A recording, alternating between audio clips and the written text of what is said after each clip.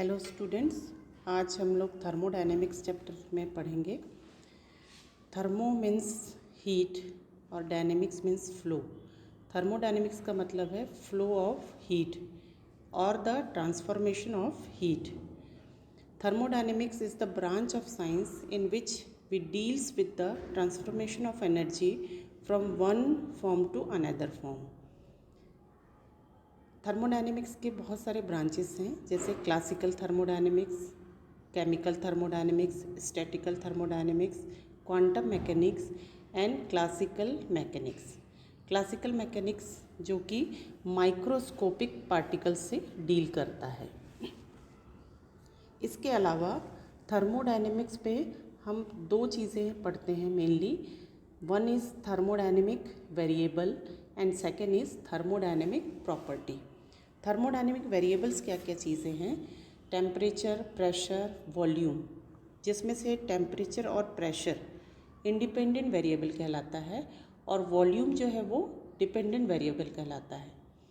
Thermodynamic property भी हमारे पास चार हैं, जैसे कि एक है इंटरनल एनर्जी जिसको हम रिप्रेजेंट करते हैं यू से, दूसरा है एंथैल्पी जिसको हम कहते हैं एच से रिप्रेजेंट करते हैं, तीसरा entropy represented by S, free energy represented G and Helmholtz free energy जिसको हम ए से रिप्रेजेंट करते हैं। ये सारे टर्म्स हम धीरे धीरे वन बाय वन समझेंगे।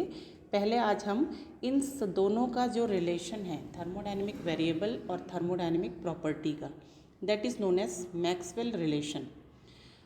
एक याद रखने का चीज़ ये है कि थर्मोडायनेमिक वेरिएबल्स पर थर्मोडायनेमिक प्रॉपर्टीज़ डिपेंड करती है। अब इसमें एक चीज़ जो कंपटीशन एग्ज़ाम्स में बहुत ज़्यादा पूछी जाती है, that is Maxwell relations.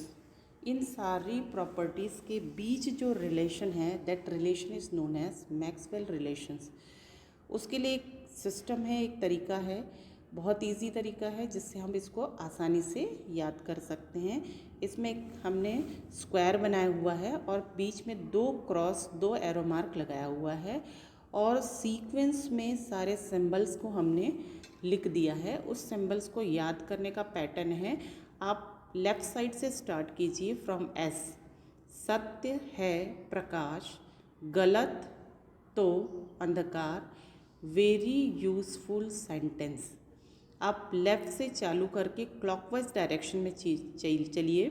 S, H, P, G, T, A, V, U, इनके बीच का relation known as Maxwell relation. तो इसमें पहले टाइप का जो रिलेशन है उसमें हम u is equal to function of S N V, इसका यदि हम डिफ्रेंशिएशन लेते हैं तो internal energy u D U के रूप में ले लेंगे, इज इक्वल टू एक पैरामीटर को हम कांस्टेंट कर देंगे। जैसे इसमें s फंक्शन ऑफ s लेना है हमको, तो हम पहले t को कांस्टेंट कर दिया और डिफ्रेंशिएशन ऑफ s ले लिया और माइनस, ये प्लस माइनस कैसे लेंगे ये भी आपको बताऊंगी, पहले आप फंक्शन समझ लीजिए। v को हम डिफ्रेंशिएशन में ले लिए और p को हमने क्या कर दिया, कांस्टेंट कर दिया। अब इसमें जो प्लस माइनस साइन है वो आप इसे स्क्वायर में देखिए, इसको हम एरो मार्क जिधर नीचे की तरफ जा रहा है दैट इज़ प्लस, और एरो मार्क यदि जहाँ ऊपर है वो क्या होगा, माइनस है। जैसे टी डी एस जो हमने लिया हुआ है उसमें टी में नीचे की तरफ एरो मार्क है तो उसको मैंने प्लस साइन लिया हुआ है, और ऊपर देखिए वी की तरफ जो है वी वाले फंक्शन में पी जो है पहला जो टर्म है वो यदि ऊपर की तरफ है, एरो मार्क के ऊपर या स्क्वायर के ऊपर की ओर है, तो वो उसको हमने क्या लिया है, माइनस लिया है। इसी तरीके से हम बाकी के रिलेशंस को भी कर सकते हैं मैनेज। कैसे? h is the function of s and p, जहाँ पे हम h मतलब एंथैल्पी का डिफ्रेंशिएशन ले लें और s के रिगार्डिंग t को लें और p के रिगार्डिंग हम v को लें।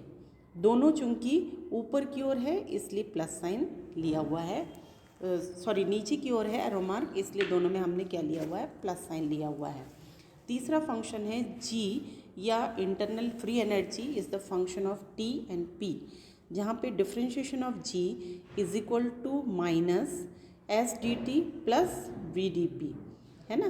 डी टी को हमने डिफरेंशिएशन में ले लिया है और एस को हमने कांस्टेंट पे लिया है। एस माइनस है बिकॉज एरो मार्क के ऊपर की ओर है, प्लस वी को हमने स्टेबल ले लिया है और डिफरेंशिएशन ऑफ पी ले लिया है। वैसे ही चौथा एक रिलेशन याद रखने का है, क्या है, A is equal to F या function of V N T, जहाँ पे D A is equal to minus P D V minus S D T. ये पहले 4 फार्मूले हैं, इन 4 फार्मूला में से कोई ना कोई एग्ज़ाम के अंदर आता ही है।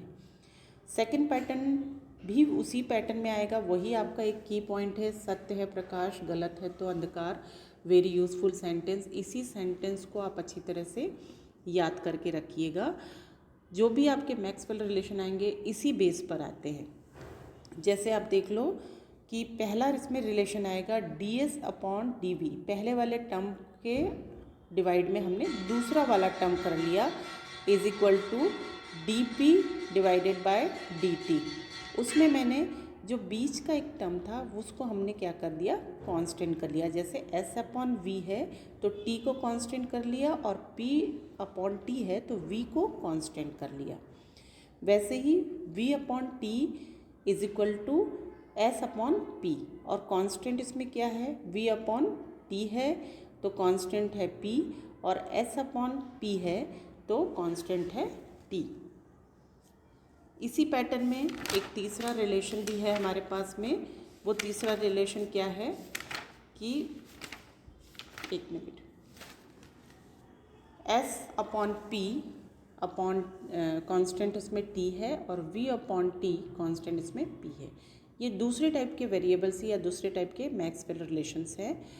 इसी में थर्ड पैटर्न भी है, सेम आपका वही की पॉइंट सत्य है प्रकाश वाला आप लेंगे, और उसमें क्या करेंगे आप, u अपॉन v, बीच वाले टर्म से हमने नीचे वाले टर्म को डिवाइड किया है, तो जो ऊपर वाला टर्म है उसको हमने कांस्टेंट ले लिया है। तो u अपॉन v कांस्टेंट क्या लिया, s लिया, और इधर माइनस p ले लिया। वैसे ही u अपॉन s कांस्टेंट हमने v ले लिया, इज इक्वल टू t को प्लस कर लिया, और h अपॉन p कांस्टेंट हमने s लिया और is equal to plus V लिया।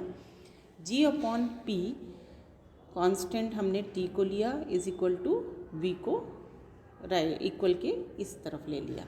ये थर्ड टाइप के मैक्सवेल रिलेशंस हैं, है ना। इसमें एक और रिलेशन है आपको 5th नंबर का, that is g upon T constant है p is equal to minus s।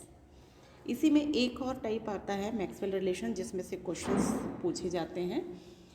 आपको पैटर्न वही लेना है, सत्य है प्रकाश का ही स्क्वायर आपको फिर से लेना है, और डिफरेंशिएशन लेना है किसका, जी का। यदि हमने डिफरेंशिएशन लिया है तो उसके कंपैरिजन में हमने ऊपर वाले टर्म को डिफरेंशिएट किया है डी पी, और नीचे वाले टर्म को डिफरेंशिएट किया है डी टी। और यदि पी को डिफरेंशिएट किया है तो उसका पी के क्रॉस वाला जो टर्म है वी, वो हमने कांस्टेंट ले लिया है, और इधर यदि हमने टी को डिफरेंशिएट किया है तो उसके एरो मार्क के ऊपर वाला टर्म एस को हमने कांस्टेंट ले लिया है ना। इसको इलियोथेरम थ्योरम भी कहते हैं। वैसे ही दूसरा एक और टर्म है D U is equal to T D S minus P D V, है ना।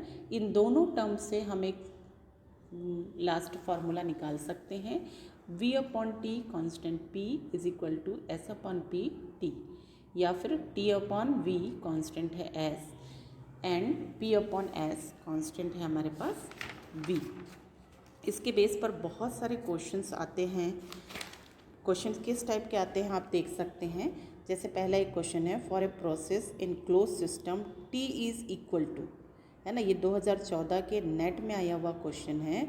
तो हम यही स्क्वायर यदि हम बनाते हैं तो इस स्क्वायर के बेस पर हम निकाल सकते हैं कि t जो है कांस्टेंट होगा del H upon del S constant p के। वैसे ही दूसरा एक क्वेश्चन है, indicate which of the following relation is not correct, कौन सा रिलेशन ऐसा है जो कि सही नहीं है। तो इसी आप स्क्वायर को लेंगे, सत्य प्रकाश वाले की पॉइंट को लेंगे और उससे सारे रिलेशंस बना के देखेंगे तो देखेंगे ऑप्शन डी इसमें से सही आ रहा है ना। एक और क्वेश्चन हम ले लेते हैं, जैसे del H upon del P has the dimensions of, किसका डायमेंशन है, ये भी नेट का आया हुआ क्वेश्चन है, तो ये किसका डायमेंशन है, वॉल्यूम के लिए। या फिर मैक्सवेल रिलेशन भी डायरेक्ट पूछा जाता है कि मैक्सवेल रिलेशन जो ये है D G is equal to V D P minus S D P, वो किससे डराइव हुआ है, तो वो इस वाले सी वाले टर्म से डराइव हुआ है, we T constant P S upon P S at constant T.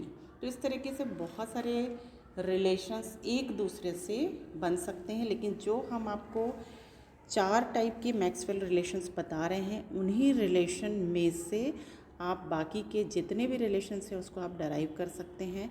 और थर्मोडायनेमिक्स में से ये क्वेश्चन तो ऑब्जेक्टिव का आता ही आता है, चाहे वो नेट में ले लें, चाहे बीएससी में ले लें, या किसी भी थर्मोडायनेमिक्स का चैप्टर हो 12th के लिए, वहाँ भी आता है। तो इसको आप अच्छे से अपना स्ट्रॉन्ग कर लीजिए इस की पॉइंट की मदद से। नेक्स्ट हम आगे की वीडियो में देखेंगे। Thank you.